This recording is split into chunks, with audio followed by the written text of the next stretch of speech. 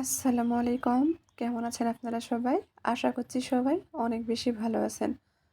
সবাইকে আবারও একবার আমন্ত্রণ করছি সাদামাটা রান্নাঘর অ্যান্ড ব্লগসের আরেকটি নতুন ভিডিও দেখার জন্য।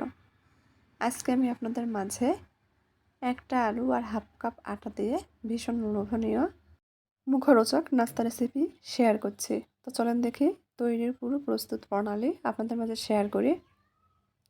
চুলার উপর কড়াই বসে দিয়ে দিয়েছি 1 চামচ মতো তেল। তেল গরম হয়ে গেলে দিয়ে দিয়েছি সামান্য কয়েকটা গোটা জিরা আর 1 চামচ মতো ধনিয়া পাতা কুচি। কয়েক সেকেন্ড ভেজে নিয়েছি।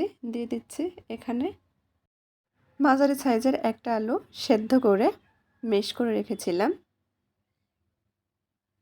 একটু নেড়েচেড়ে মিশিয়ে নিলাম। এখন দিয়ে দিব স্বাদ মতো লবণ, সামান্য পরিমাণ হলুদ গুঁড়া, হাফ চামচ মতো গুঁড়া মরিচ, হাফ চামচের চেয়েও কম পরিমাণ ভাজা জিরার গুঁড়া আর হাফ চামচ মতো স্বাদে ম্যাজিক মশলা। নেড়েচেড়ে মিশিয়ে নিব।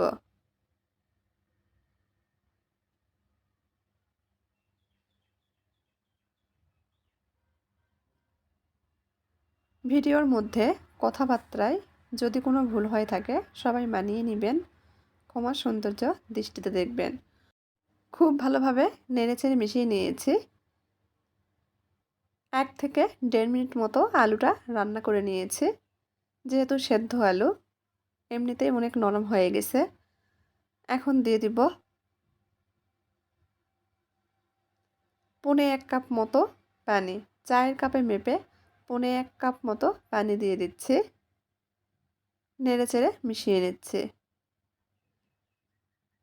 মেশানো হয়ে গেলে অপেক্ষা করব পানির মধ্যে খুব ভালোভাবে বলক আসা পর্যন্ত। খুব ভালোভাবে বলক চলে এসেছে। যে কাপ দিয়ে মেপে পানি নিয়েছি সেই কাপ দিয়ে মেপে হাফ কাপ মতো চালের আটা দিয়ে দিচ্ছি। চালের আটা বা চালের গুঁড়া যেটাই বলেন না কেন, আমাদের উত্তরবঙ্গের মানুষেরা চালের গুঁড়াকে কিন্তু চালের আটাই বলে থাকে। চুলার আঁচ লোহিত করে রেখে অনবরত নেড়েচেড়ে ডো তৈরি করে নিচ্ছি। বিশ্বাস করেন এভাবে একবার নাস্তা তৈরি করে দেখতে পারেন। ছোট থেকে বড় সবাই কিন্তু অনেক পছন্দ করে।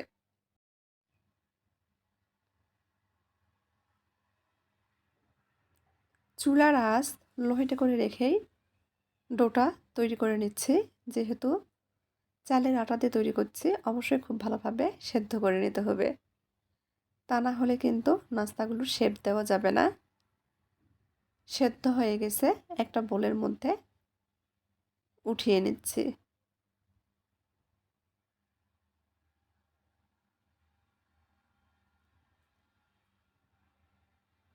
উঠিয়ে হালকা ঠান্ডা করে নেব।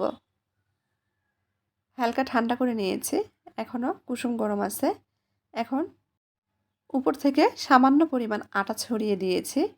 হাত দিয়ে মুথে নরম ডো তৈরি করে নেব, যাতে ডোটা হাতের সঙ্গে লেগে না যায়। খুব বেশি আটা দেওয়ার প্রয়োজন নেই, শুধু মুথে নেওয়ার জন্য যেটুকু আটার প্রয়োজন সেটুকুই ব্যবহার করতে হবে।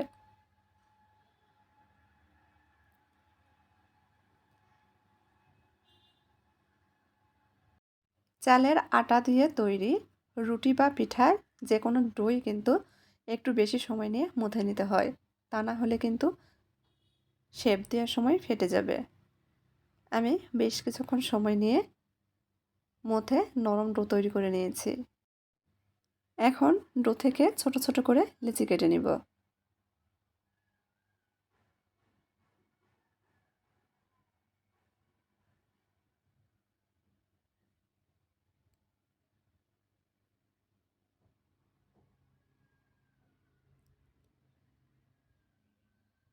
লেচিগুলো হাতে গোল শেপ দিয়ে নিয়েছি।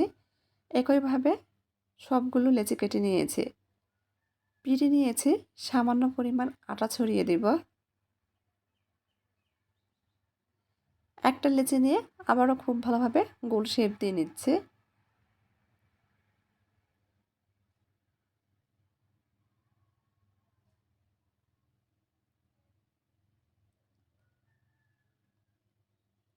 বেলে নিব।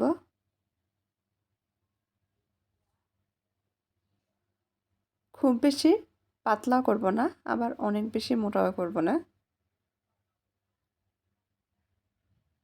একটা একটা করে লেচি বেলে নিব আর ভেজে নিব।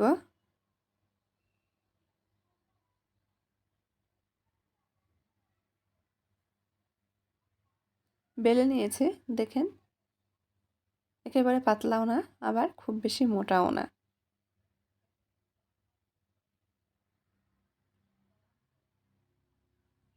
চুলার উপর আবারও কড়াই বসে দিয়েছি, দিয়ে দিচ্ছি তেল। ডুবো তেলে ভেজে নিব। তেল খুব ভালোভাবে গরম করে নিয়েছি, বেলে রাখা লেচি দিয়ে দিচ্ছি।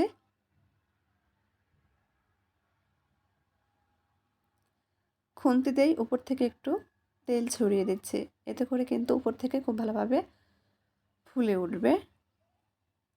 আমি একটা একটা করে বেলে নিব আর একটা একটা করে ভেজে নিব।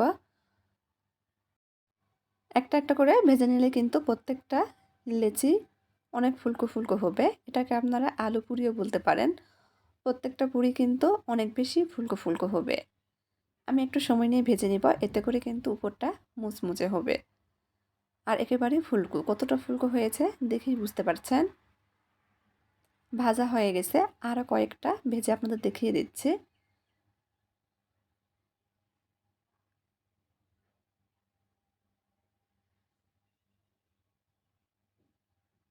দেখেন সবগুলো আলু পুরি কিন্তু অনেক বেশি ফুলকো হয়েছে। আমি সবসময় চেষ্টা করি আমার হাতের কাছে থাকা ঘরোয়া উপকরণ দিয়ে সহজ সহজ রেসিপিগুলো আপনাদের মাঝে শেয়ার করার জন্য। আমার এই সহজ রেসিপিগুলো আপনাদের কাছে যদি একটু ভালো লেগে থাকে তাহলে প্লিজ দয়া করে সবাই চ্যানেলটি সাবস্ক্রাইব করবেন, লাইক কমেন্ট শেয়ার করে নিয়মিত চ্যানেলের পাশেই থাকবেন।